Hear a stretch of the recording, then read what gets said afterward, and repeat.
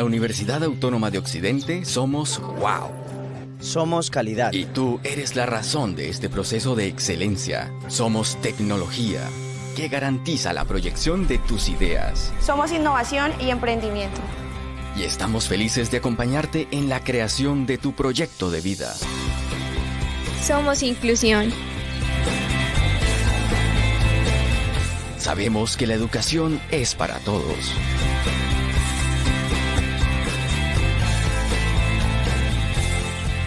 Una mezcla de ideas, cultura y sentimientos que nos dan una mirada, como la tuya. Somos responsables con el medio ambiente y así puedas impactar a tu entorno. Somos personas enamoradas de lo que hacemos. Somos como tú. Somos wow. Welcome to Wow Speaks English. A radio program made by students for the world. Hello everybody. Welcome to Wow Speaks English. My name is Toro, your hostess, and I'm very glad to tell you that today we're having a special collaboration with Universidad Distrital, Francisco José de Caldas. And we have a special conductors coming from that university or connected from that university in this moment. I want to introduce them to you. And they are Professor Diego Ubaque, Professor Yeltsin Gomez, and Professor Ángel Cortés. Hello guys, how's it going? Hi, Dianita, how are you doing? Thanks for such sweet introduction, and I'm glad to be here with you. I'm really excited about this special edition we're having today with you, in which we're going to be talking about gender diversities. Thanks a lot for the invite and for having us here today.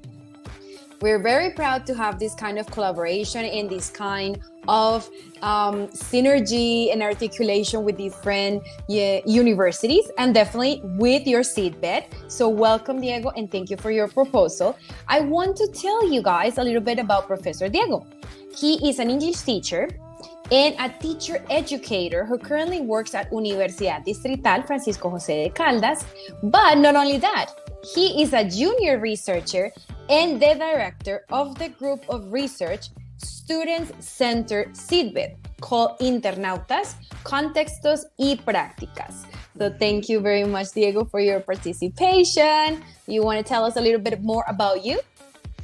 I'm a father myself. I'm married. I love dogs. And the reason like to be here today is, as we were speaking before being live, is to speak about something which we are very passionate about, and like something we really need, we think needs to be spoken up in the air with more people. And I guess little by little during the session, you're gonna be like getting to know me a little bit more. So just be ready to ask any question you want. Awesome. Thank you so much. And our second conductor is Yeltsin Gomez. And Yeltsin is an English pre-service teacher at Universidad Distrital, Francisco José de Caldas. And she is also a social communicator and student of the master's degree in applied linguistics at Pontificia Universidad Javeriana in Bogota. Her research interests come from the challenges that she has faced as a trans woman and her intention to raise awareness upon the realities and voices of other transgender women. Hello, Yeltsin. How are you? Nice to meet you. Hello, Diana. Nice to meet you as well. I'm very happy to be here today. I'm very excited because this is a great opportunity to talk about a topic that is very important for education, for society in general. There is gender diversity, and of course, we need to be open to these topics. So it's a pleasure to be here today. Thank you very much. And our third conductor is Ángel Cortés. He is also an English teacher in training at Universidad Distrital Francisco José de Caldas. Her research interests stem from her life experience as a gender-fluid transsexual person and her intention to raise awareness of the realities and inequalities of transsexual and transgender people. Hello, Ángel. How are you? Hello, Diana. I'm doing pretty fine. Thank you so much for this space you have created for us today. I'm pretty happy and also anxious to be here with you, with the audience. And well, thank you very much. Awesome. So we're all very excited. It is a pleasure for us to have you with us. And I want to take this opportunity to also say hi to the audience watching us live.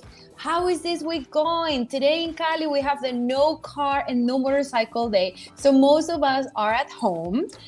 However, they're taking time to connect from their computers, from their cell phones. They're still tuned in, even though we're not in the university, most of us today. And we definitely want to say, how are you? What's your name? Where are you listening from? What's your major at the university?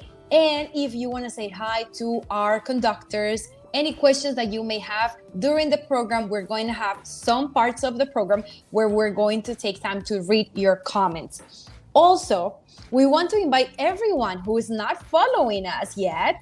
What are you waiting for? Go to Instagram and Facebook and find us at Wow Speaks English. If you want to be part of the radio team, if you are a Wow student, or if you are a student from another university, a professor, anyone around the world is welcome to participate in our program. Send us a message. Let us know what topic would you like to cover with us. When are you available? Can we make this face-to-face? Can we make this virtually? We can make it happen for you, just like we did with Universidad Distrital José Francisco de Caldas.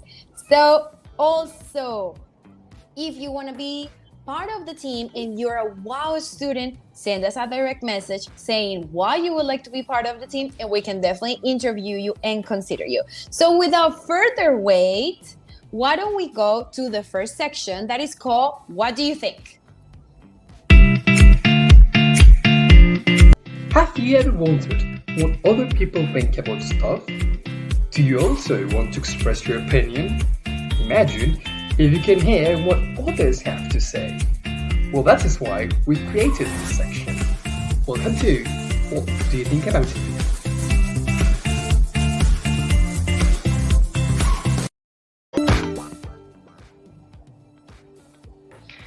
So guys, in your opinion, for us to create a new section called What Do You Think About?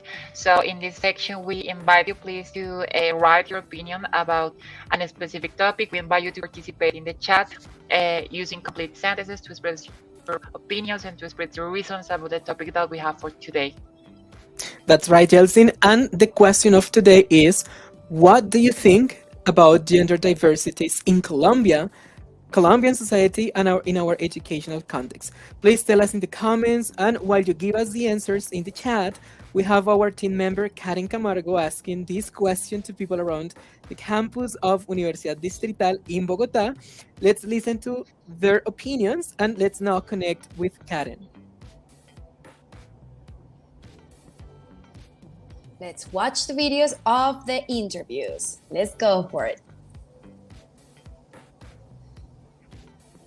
Hello, good morning. My name is Karen Camargo, and today we are here on campus at the Universidad Distrital Francisco José de Caldas. Today we have such an important question for our students, and the question is, what do you think about gender diversities in our Colombian society and also in the educational context?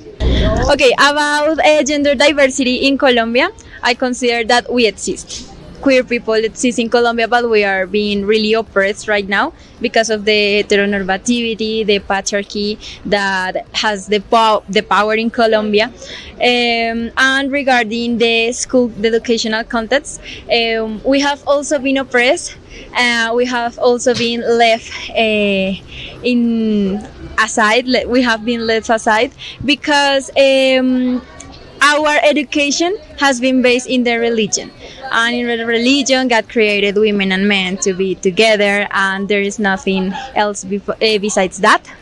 So I think that is really important for us to start talking about these kind of topics in schools, because we need to start creating a sense of belonging in teenagers, also in kids, so they can know that if they feel different from a man or a woman, they can be whatever they want or how they feel.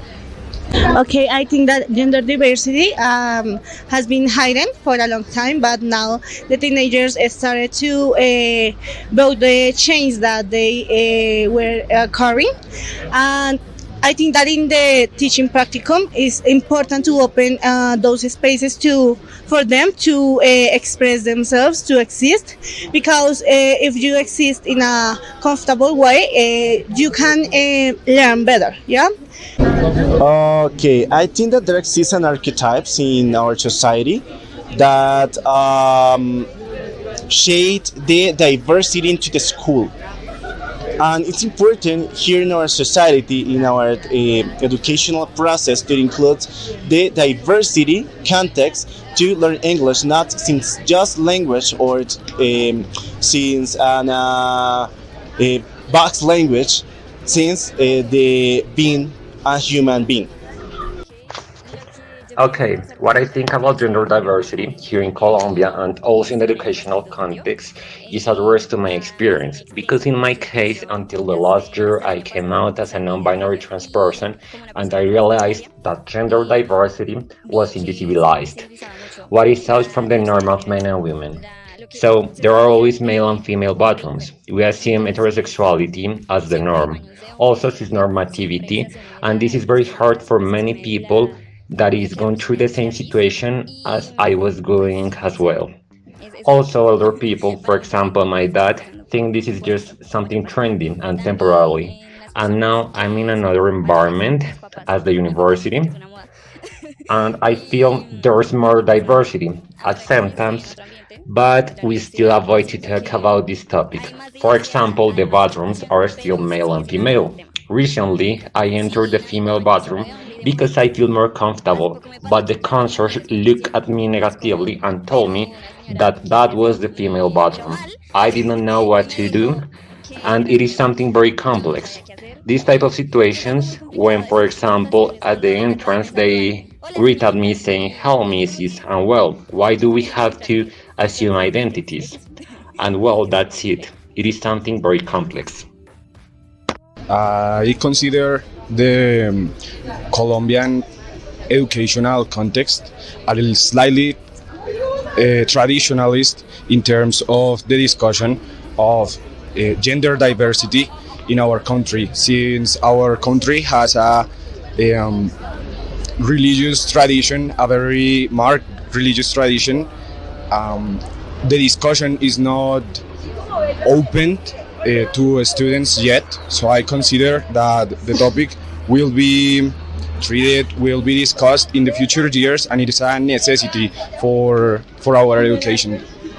Okay, I think there is a reality not only in Colombia but also in the world, in our classrooms, in the different universities, institutions of education. I think there is a opened door that we have in this moment to know the different perspectives, the different identities, the different conceptions that people, young people, in most of the cases, about their bodies, their behaviors in different contexts. So those were the responses, and now we go back to you. Bye. Bye. Thank you, Karen, for such a great job. We love you. And also I want to thank all participants in the interview for those amazing responses. Janita, Ángel, Yeltsin, do you happen to have any kind of reaction, any comment you want to make before we go to rate the comments we have on our networks? Okay, well, I think... I go ahead. Yeltsin can start, then Angel, and then me. Okay, well, I think it is very important to ask these type of questions to people in the university, because those are the professionals, and specifically, in this case, the teachers that are going to influence children in the society. So I think that they are very assertive with their responses. I think that they give us interesting opinions, and it's also very surprising and very beautiful as well to me to see that there is also a transgender person in the university, that we are having more trans and diverse people at the universities, and there is also a good opportunity to change the environments, the traditional environments of education. Yeah, I totally agree. Angel. Okay, well, I was about to say, I was about to say that for me, it is pretty nice, and I appreciate the fact that people is starting to acknowledge the fact that there's diversity. And well, as one of the guys said, it's something that people try not to talk.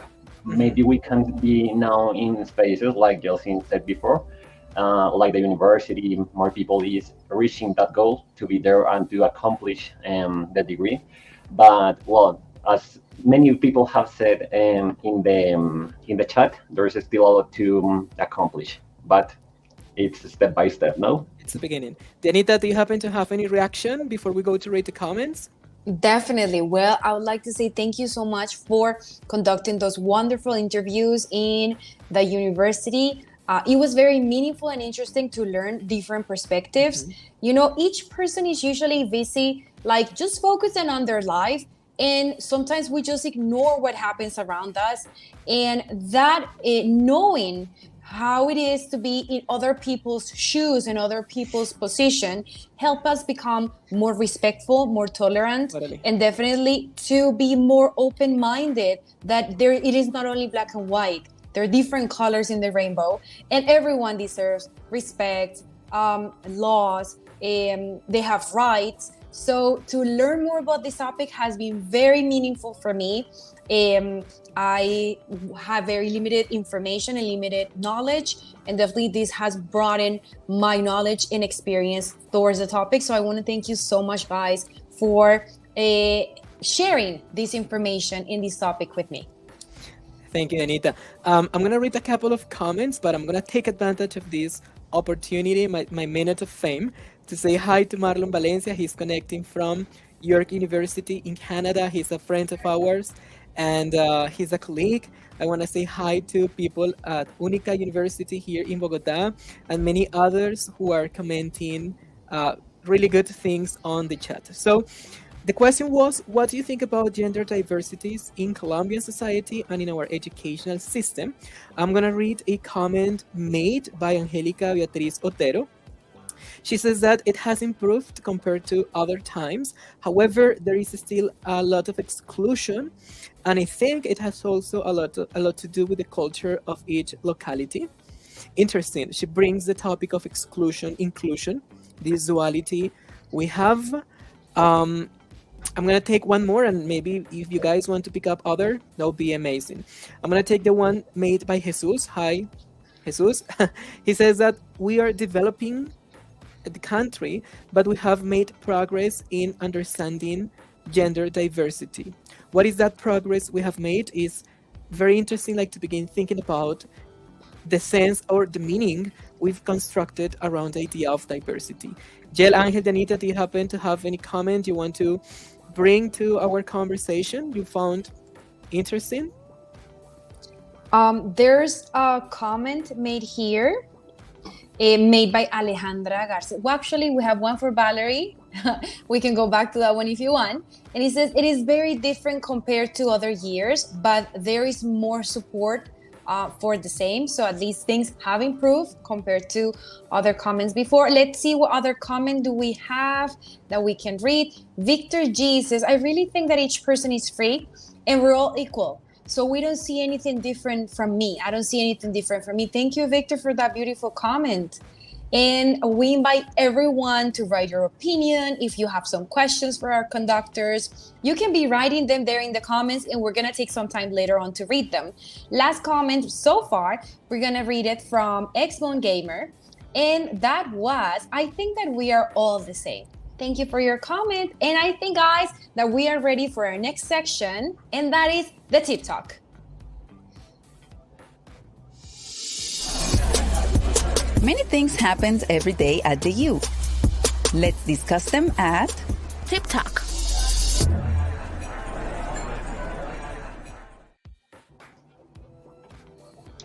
Okay, hey everyone, welcome to our Tip Talk section. Today, our topic is gender diversity, as you well know.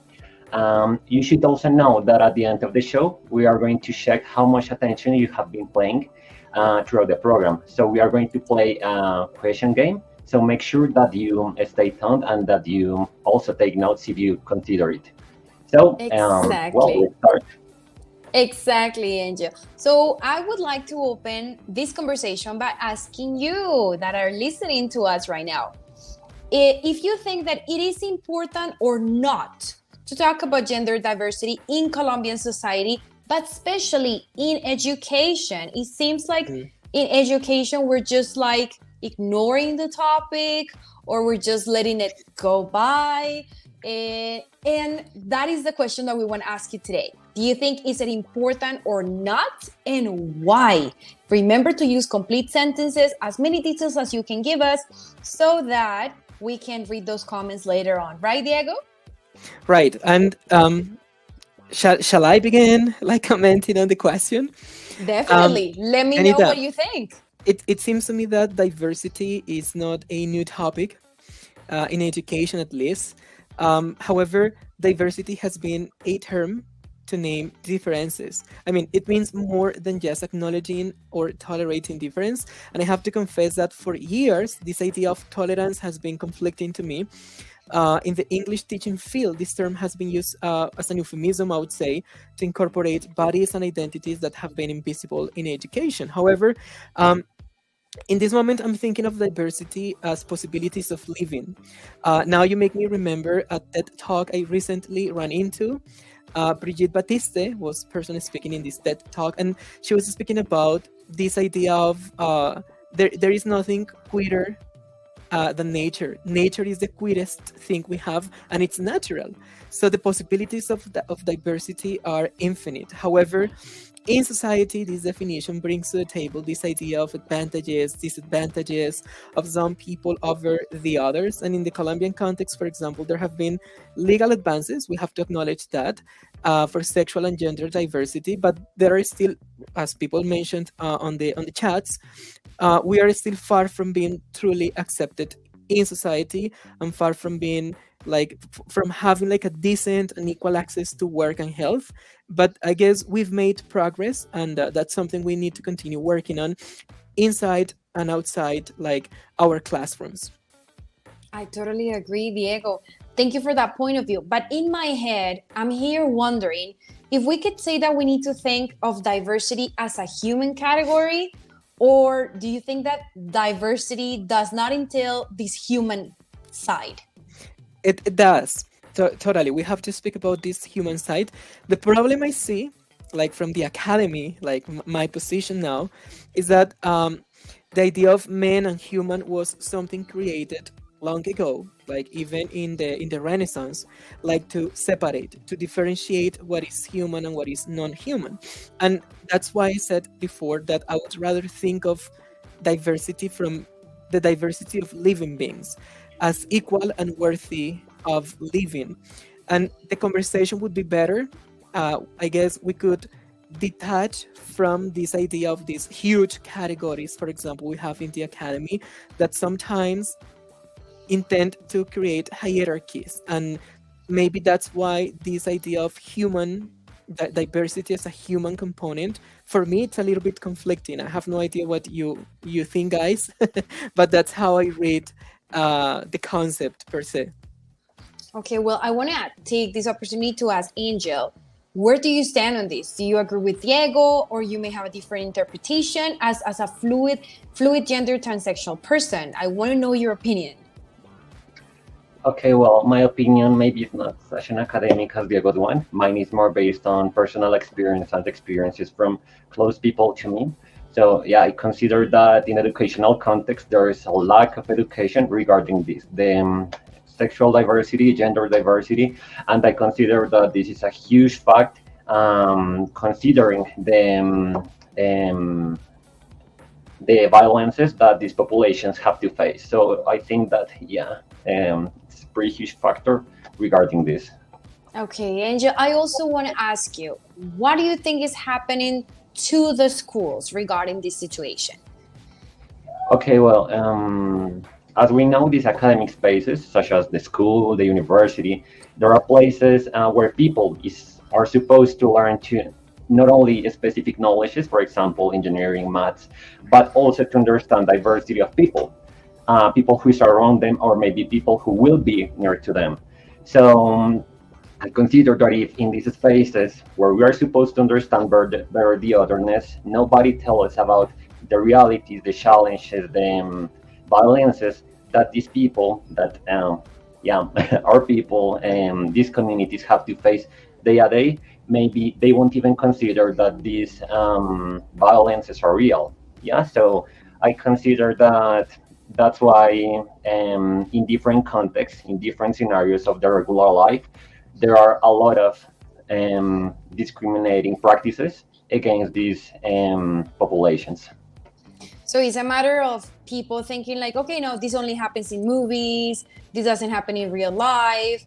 And then when you actually go into context, the situation is even worse. So, Yeltsin, have you gone through a similar experience? Yes, and actually I was remembering some of the experiences I have had in my life, especially in education. When I was at school and as a transgender woman, I have gone through many violent episodes in my life. I remember, for example, when I was at primary school, it was really challenging because I was a feminine boy. Boys are not supposed to be feminine, which is for me very senseless because boys and children in general and girls, they have to be where they want to be, and they are just children enjoying this beautiful stage of our lives. They should play with the toys they want to play, they should wear the colors they want to wear, but these senseless restrictions for me isolate me from other classmates, isolate me from my family as well. And I remember also when I was not in primary but in secondary school, I had some friends. These friends of mine acknowledged me as a guy, as a gay boy, But then when I told them that I needed to transition, that for me it was important to transition because I realized I was a transgender woman, I didn't have that support. So I think that all these experiences would have changed if we would have like education, or at least teachers or people at the school trying to raise awareness about these topics. So yeah, definitely it's important to talk about gender diversity at schools. And Yeltsin, this was the situation in high school. But then what happened when you graduated and went into university? What happened next? Okay, well, I think that it didn't change much. Didn't change much. Surprisingly, I came here to Bogota because I wanted to transition, and I leave my hometown, which was Popayán. And I came here thinking I was going to transition in a safe space as university is supposed to be. And well, I realized that it was not, that many teachers would reject the idea of acknowledging me as a woman. For example, I had some teachers who divided the classroom, which is again senseless, into women and men.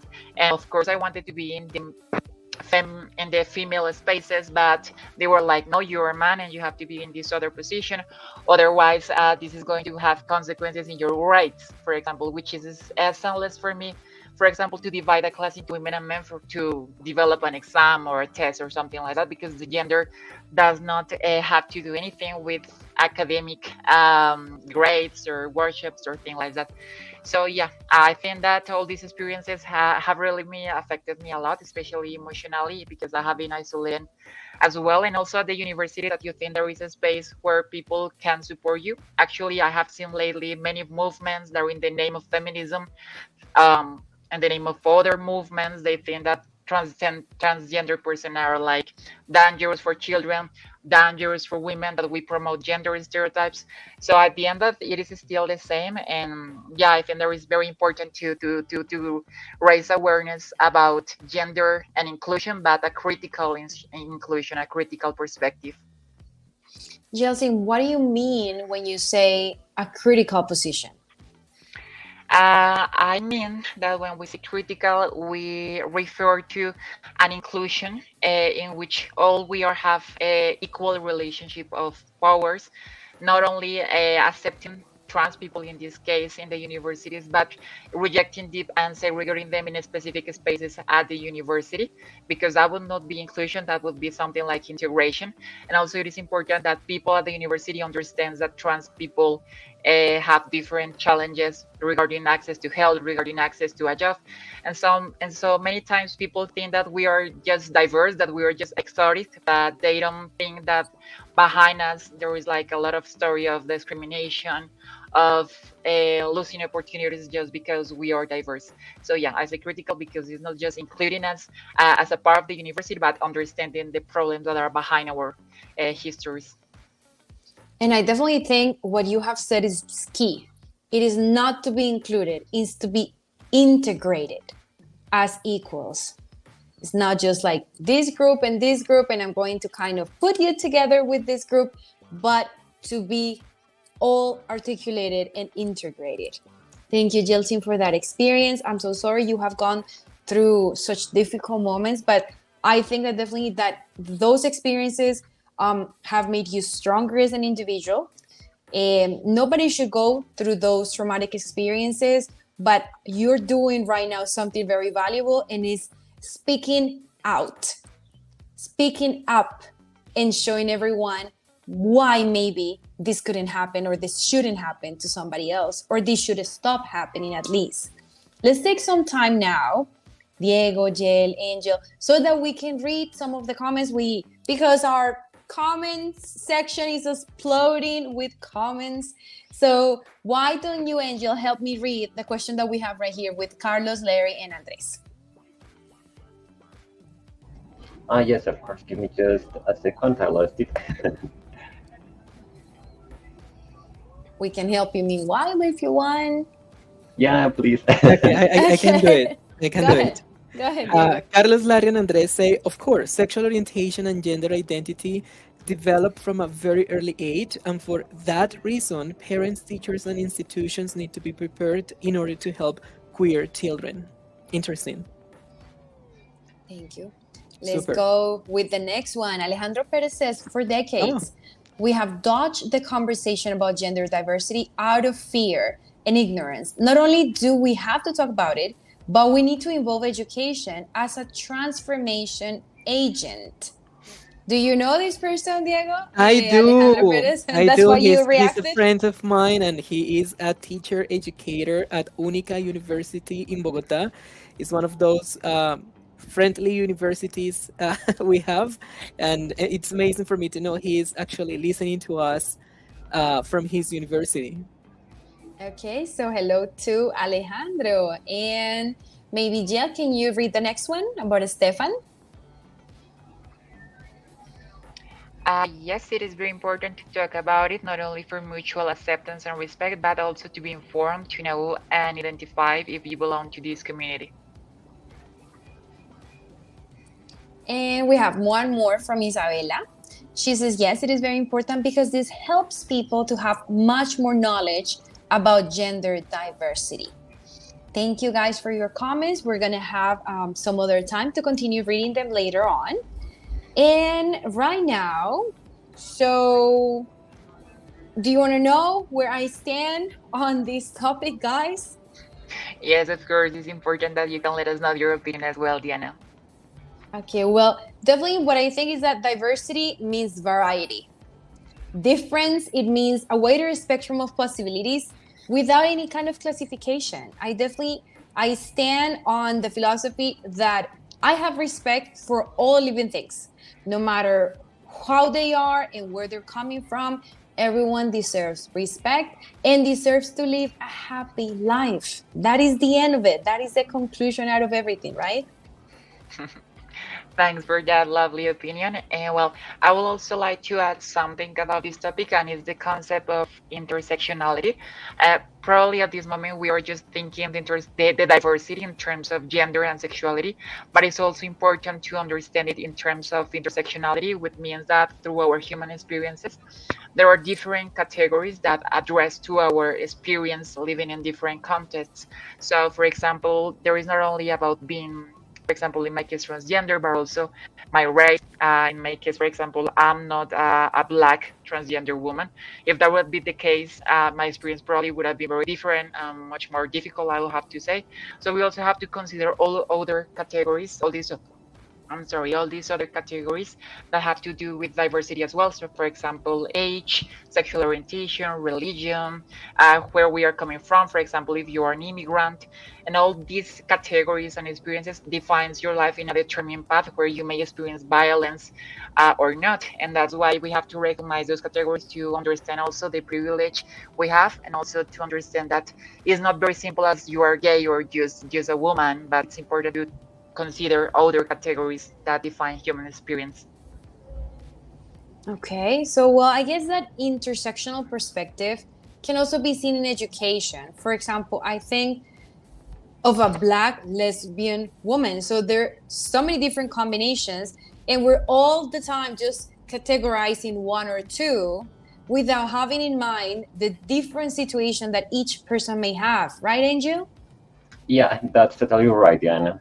So what is valuable about diversity from that perspective is the experience that emerges from each intersection. So now, if I may, I would like to add something to what Yeltsin just said. I hold the view that something that is pretty important to analyze is how gender diversity takes place in education, especially in BA programs in Colombia. So Yeltsin mentioned something about her case, being transgender individual, whose rights have been violated. However, I want to share with you some recent experiences that we had at the teaching practicum space that we had. Of course, Angel. So let us know how you felt during this practicum stage. Okay, well, I would have wanted it to be a little different space, because I consider that it wasn't the safest place for me, for example, to socialize the way I would have loved to, because it is pretty hard to be dissident. More, for example, I think gender, when you have to show with social elements that help you socializing, for example, in my case, sometimes as a woman. So, for example, it was hard because we had to face different publics. We had to face publics, mainly old people, parents, other teachers, coordinators, and well, it is pretty hard because many of them have the imaginary in their head that we, as trans, gay, whatever, we want to influence their kids to become like us. So, well, as I was mentioning, as a fully gender person, I would have loved to, for example, go dressed with these blouse, or with a dress, or with a skirt. But I could notice that for many teachers, that would have been pretty, I don't know, disrupting in the environment. So, well, as I know that my corporality is more masculine than feminine, I was so afraid of that, to get problems with any teacher, with any coordinator, with any parent, and that at the end I wouldn't have been able to finish the practicum space, that the school wouldn't allow me to go back there. But well, yeah, at least I had a nice teacher who was my homeroom teacher, but the rest was kind of rough, I would say.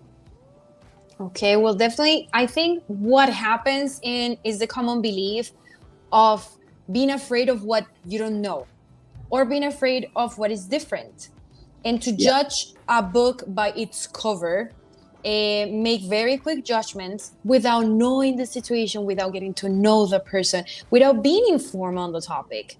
So when you were in that situation, Angel, did you try to raise awareness about these problems at your school? Yes, of course I tried. For example, there were like two main spaces. The first one I want to talk about was a little shocking for me, because the school asked us to, my classmates and I, to give a gender talk to the teachers, this in order to sensibilize them on their teaching practices, to make the environment safer for queer students. But some teachers, they didn't want to hear us. They were more like wanting to fight back and to tell us why what we were proposing wasn't significant for them. So for them and for their students. Well, they comment something which was really, I don't know, disrupting in my head, was like, what? Because they said that as we were not experts on the topic, the gender and sexual topic, they wouldn't take into consideration what we were telling them. But then I was like, okay, so who are the experts on the topic?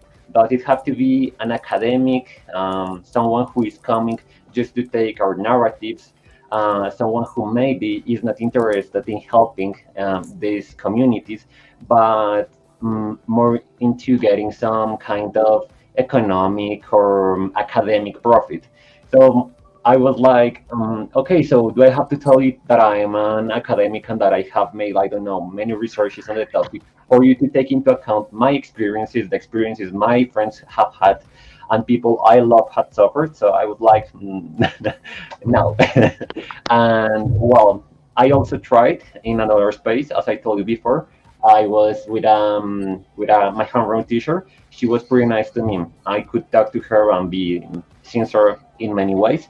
So she saw how I was, and she liked the fact that I could talk to the kids about that, because she was aware that there were many students who were starting to identify themselves or to come out as, for example, gay, lesbians, bisexual, and there were also some kids who were starting to show like some dissidents in the gender. So she liked that, and she allowed me to, and I consider that that was pretty reaching for my experience, and as well for her and for the kids that could work with me. So well, at the end, definitely it was very important that you found someone that had the respect, tolerance, and support that you deserve, and that help that you needed to feel a little bit more at home at your job place. I can't imagine how uncomfortable that was, but definitely we're learning from all these experiences, and that you're here speaking up and telling your experience, telling what happened, so maybe other people can take advantage of this information and things could improve and change for everyone. There's so much that there's left to say, but unfortunately our time is running a little bit short. So Teacher Diego, we're gonna jump into our next section, right? Yeah, why don't we go and listen to some guest experts on the topic, and maybe we can get more extra ideas on this notion of diversity we have. Yel? Yes, in this case, we have Professor Castañeda and also Professor Jonathan Delgado, who were asked to participate in this program today, and they were going to answer their perspectives about some questions that we proposed to them. So let's listen to them. Hello, everybody. Well, this is the question. Is it important to speak about gender diversity in Colombian educational institutions? Well, I guess like the answer is a big fat yes, of course. This is something that we need to do. The conversation has been opened.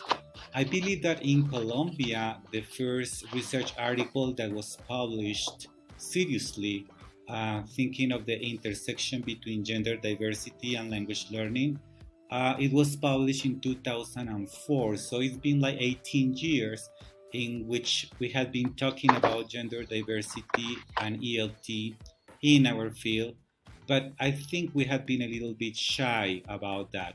So the conversation has been opened.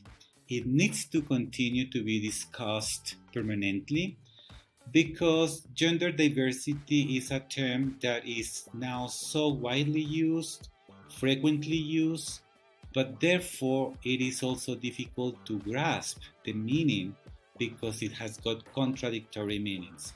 So let's talk about gender diversity, but let's clarify the terms of the conversation. This is because it is not the same to be gender diverse in Bogota compared to being gender diverse in a rural town in Colombia, or in the Pacific or Atlantic coasts, or in El Valle, in Cali, etc. So it is not the same to be gender diverse if one studies engineering or if one studies modern languages. So my answer to this is yes, but let's clarify the tense of the conversation. I consider that there are many things that can be done to reduce gender-based violence. For instance, one of the most common causes of this is the reproduction of ideologies of discourses that we get from the mass media, even from material that we might use for teaching. So the first thing that we have to do is, well, we cannot avoid receiving violent material. That's something that will continue happening in society.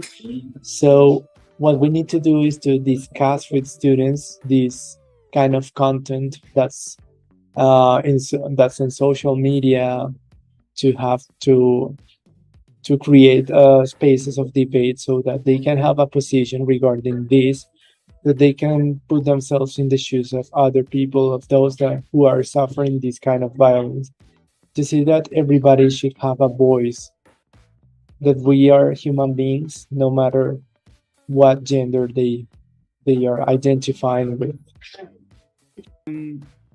I think universities have a lot to do, but the university is an institution that is made out of people, us, students, teachers, university administrators, etc., like everybody. So in general, universities need to build living conditions for all. Campuses need to be friendly to all people who live there, because we live in the university. So this is why gender diversity could be part of everyday life at the university. And when I'm saying this, I don't mean, for example, that this is not simply to celebrate every June, for example, the Day of Gender Diversity, and make gays, lesbians, and trans students or teachers like something exotic, okay? I'm not against the celebration. I think the celebration needs to be addressed differently. Because this is simply, like showing off, like being politically correct. In this university, we do accept diversity, etc., etc. So I think what is important in terms of university life and welfare is to raise awareness constantly. This is paramount to achieving a university that is equitable and heterogeneous at the same time. I have been observing what teachers of English do, for example, and that is precisely one of their practices. There is much reflection to raise awareness, and then after this awareness is raised, this is very conducive to actions of all sorts. Because I consider that, at the beginning or many years ago, when we were talking about gender diversity, we were moving just a little bit beyond the binary dichotomy of male versus female.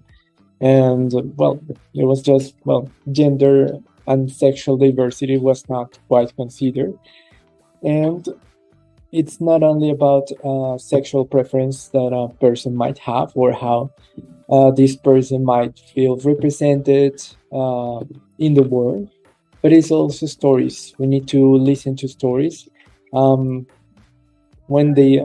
we make those realities more visible, we might start to understand the suffering of others. If we start listening, we're gonna see that, there have been probably some situations of violence they are dealing with.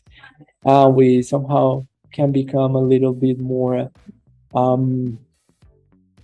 we can get closer to them, and we can somehow create a better social environment, and better and more tolerant spaces in the class and, in our daily lives.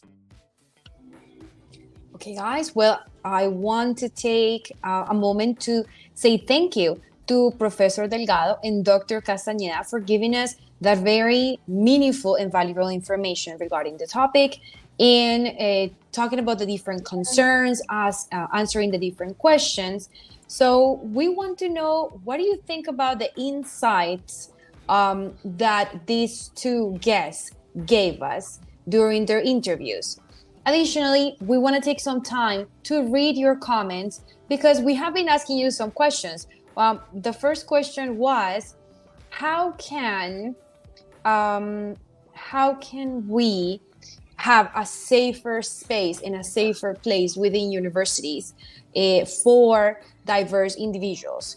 And the other question that we have already some answer there is, how can we integrate diverse individuals in educational scenarios?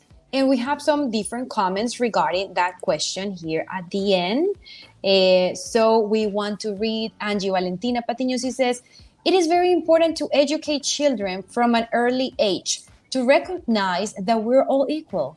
This can be done through playful activities. Yes, Angie, definitely. Thank you for your important and interesting comment. What other comments do we have, Diego? Let me see. Okay, should I choose one? The one that is on the screen right now from Valerie. I don't say it. Okay, let me read it. Okay, Valerie says that promoting equality above all in any situation. We gotta continue promoting equality. Okay. Excellent. We have one comment made by Carlos Alberto Ruiz.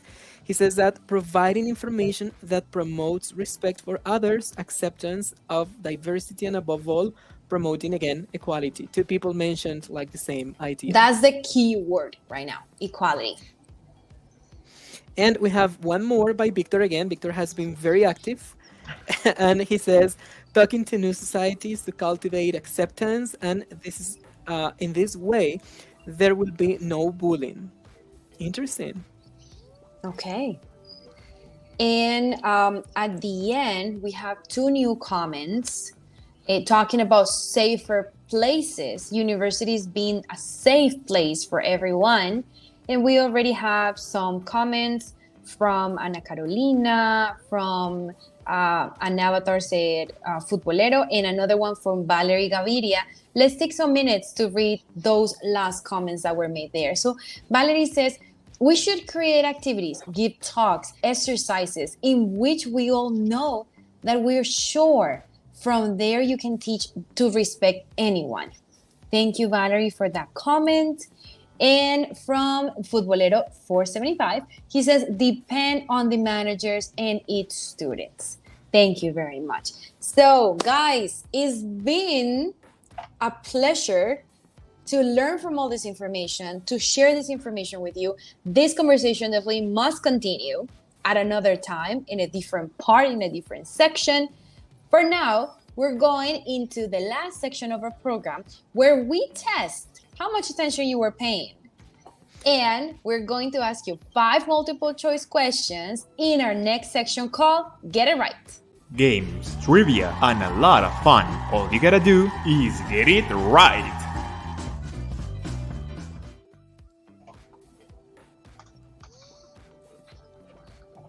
So let's welcome this section, Angel.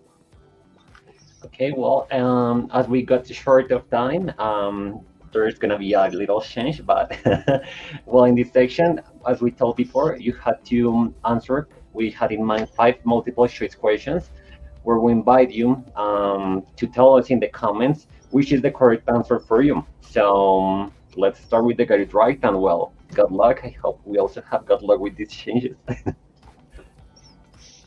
Okay, so what is question number 1? Who's going to read it? I can do it, and this... Oh! This can be a tricky question for the audience, but I guess it's very important the way it is presented. So the question is, what could be, and what is the constitutional judgment that ruled in favor of a trans student? We didn't speak about it, but we've had lots of info on the media, especially because of a couple of cases we've had. If you happen to know what the answer is, you can put it on your comments, and we are going to tell you what that constitutional judgment is.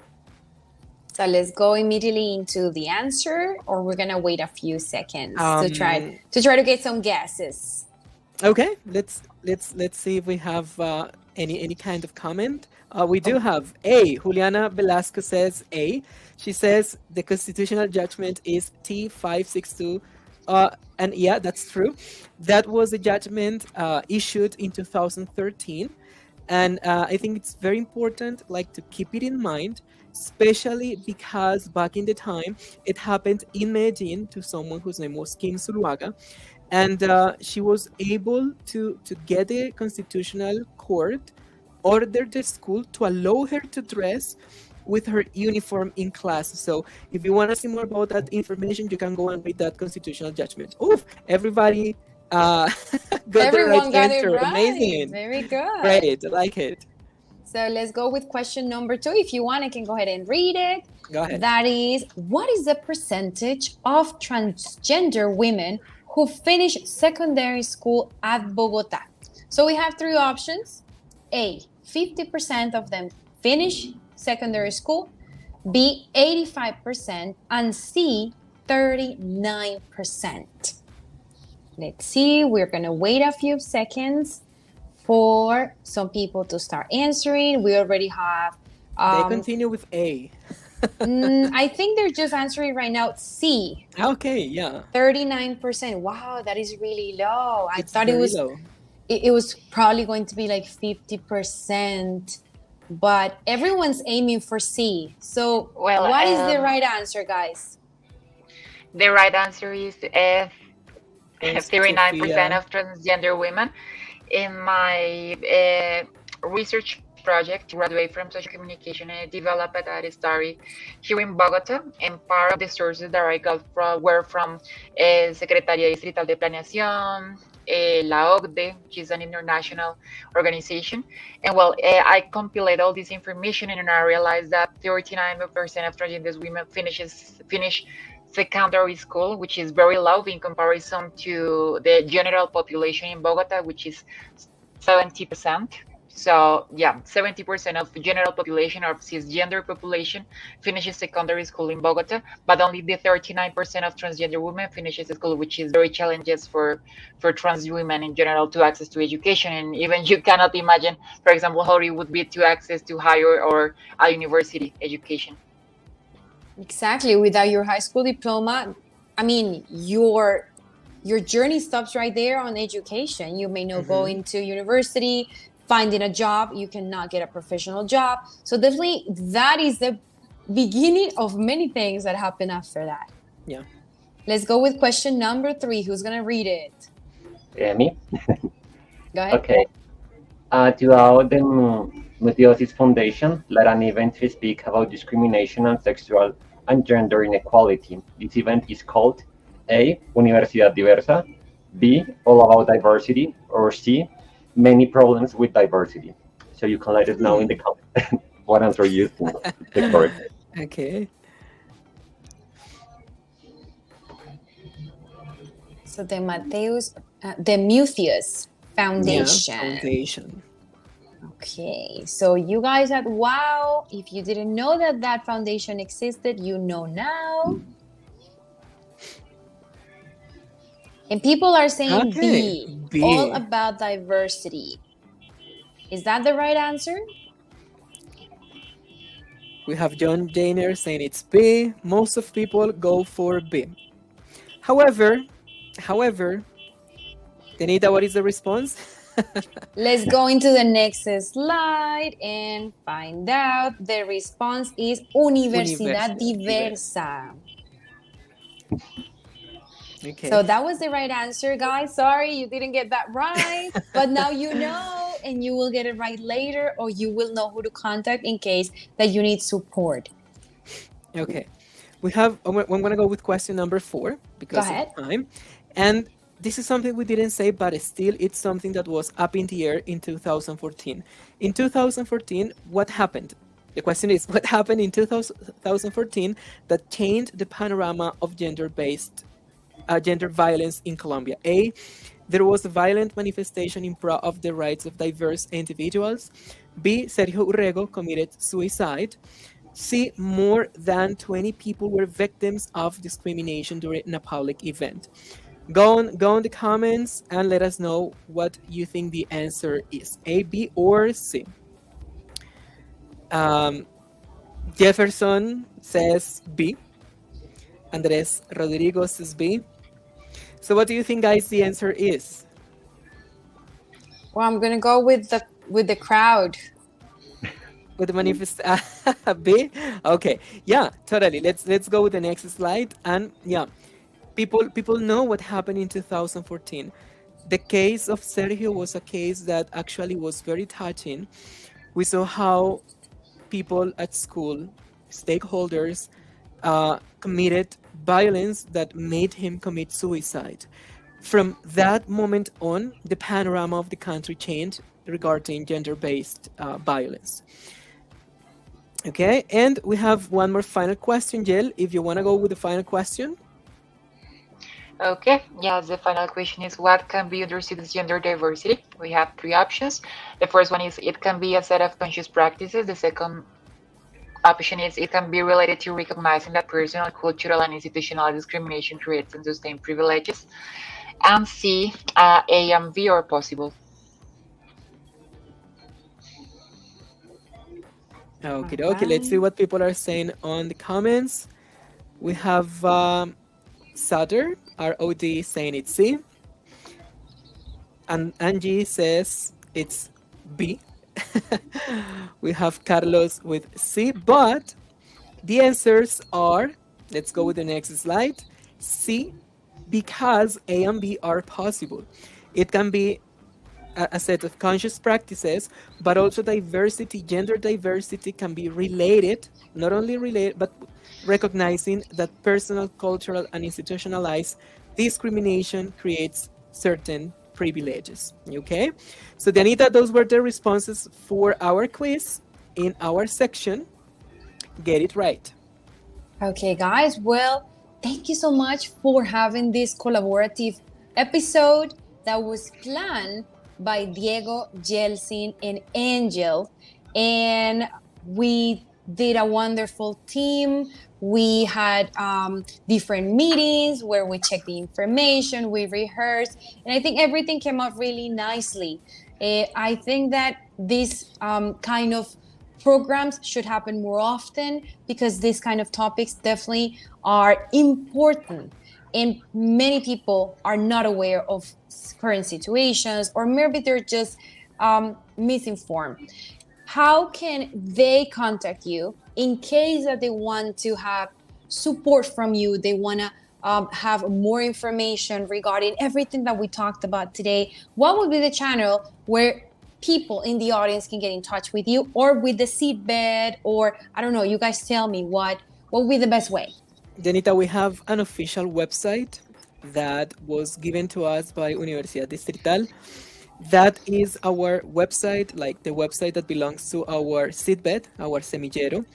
And if you go to that website, you can find our institutional address, and you can easily send a message to the group of students like us, or you can send a message to any of the members, and we are going to be returning any message and be contacting you, because our interest is like to broaden our collaboration with different universities and individuals, like to make this topic more visible for everybody in Colombia.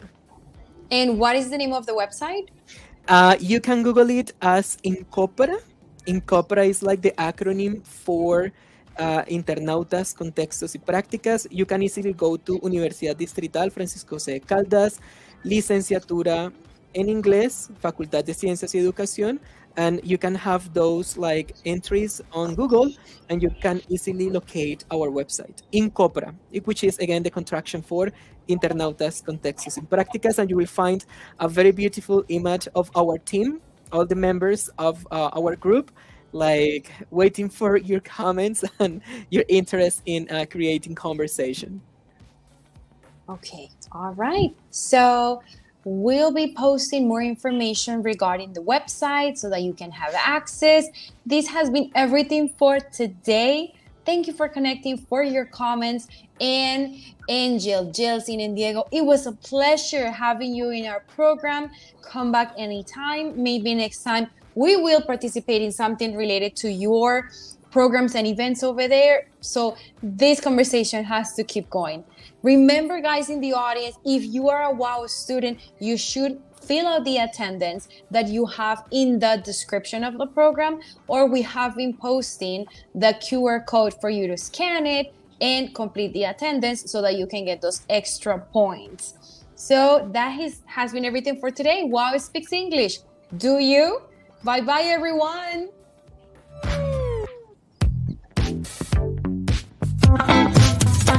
Welcome to WOW Speaks English, a radio program made by students for the world.